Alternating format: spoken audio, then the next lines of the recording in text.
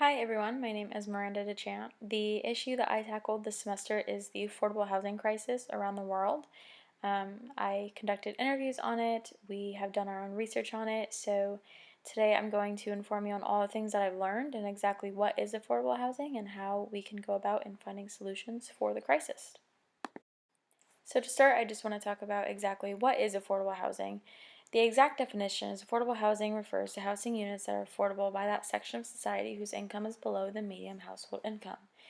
This is important to know actually what the crisis that we are dealing with is and exactly who it's impacting. So what exactly is the problem? What is the affordable housing crisis? To start off, there is not a single county in the United States that can fill 100% of its low-income population's need for safe, affordable housing. This right there is a ginormous problem. That means not a single county out of the millions that are in the U.S. can fill 100% of that population. To go off of that, the real estate market is booming the last couple of years, which is really great for some, but while it's great for some, it's made it even more challenging for impoverished and low-income families to find housing. The real estate boom has essentially just poured gas onto a problem that has been burning for a very long time. The reason that it is such a crisis right now is that because the supply of affordable housing is in such a gap for the demand of affordable housing. So we are in this kind of ginormous gap of lack of affordable housing versus how many people need it. So the figure that I have on this slide shows you it by state. Of course, the big states like California and Colorado, Arizona and Washington, places like them, they have absolutely very few units affordable compared to their renter households. North Carolina is actually doing pretty well on this figure, but that doesn't mean it's doing well overall. The National Multifamily Housing Council estimates that we'll need an additional 4.6 million new apartment households by 2030, or 325,000 apartments annually just to keep up with the demand. So that kind of goes to show the ginormous gap that we're in and how this is becoming such a crisis. The Urban Institute found that 1 in 4 rural renters spends more than 50% of their income on rent, which is absolutely absurd if you think about it. There's no money for bills, to enjoy your life, to buy groceries, doing fun things. They're paying most of their money on rent. To kind of give you a hint at what that is like, to afford a basic 2-bedroom apartment in the U.S., renters need to earn about an average of $20 per hour. And considering that minimum wage is just $7.25 per hour, that means a renter would need to work 112 hours per week to afford a modest 2-bedroom rental. So based off of just these things that I've mentioned, that kind of goes to show the ginormous gap that we have in terms of affordable housing and why this is such a crisis right now. Something really important about the affordable housing crisis is the impact that it has on so many other things around the world. These topics range from poverty, homelessness, household stability, education, economic stability, health, transportation, and employment, and I'm sure there are so many more. But during my research, these are the things that I found have the most impact from the lack of affordable housing.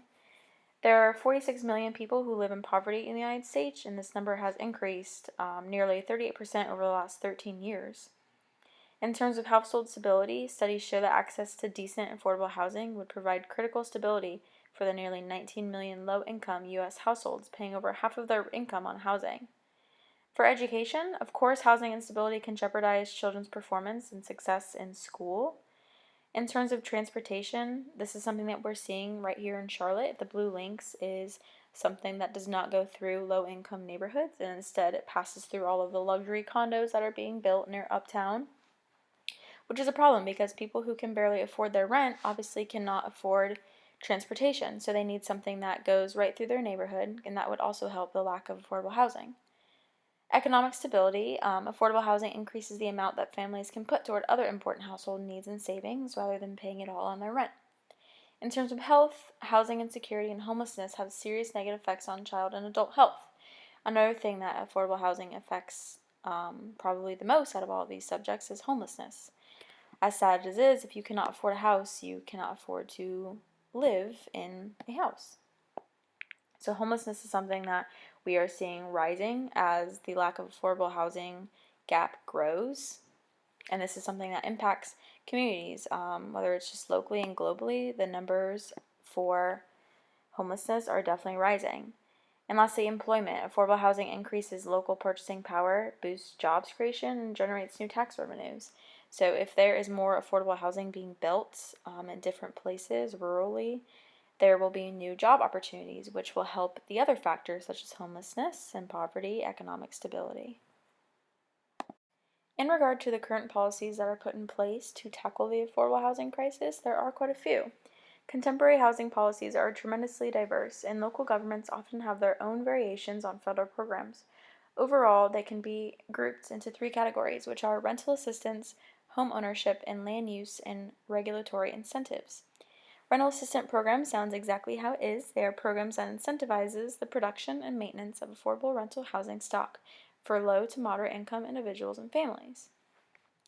Home ownership is sort of the same in the way that assists people. These programs provide low interest loans to prospective homeowners, home ownership counseling, and down payment assistance.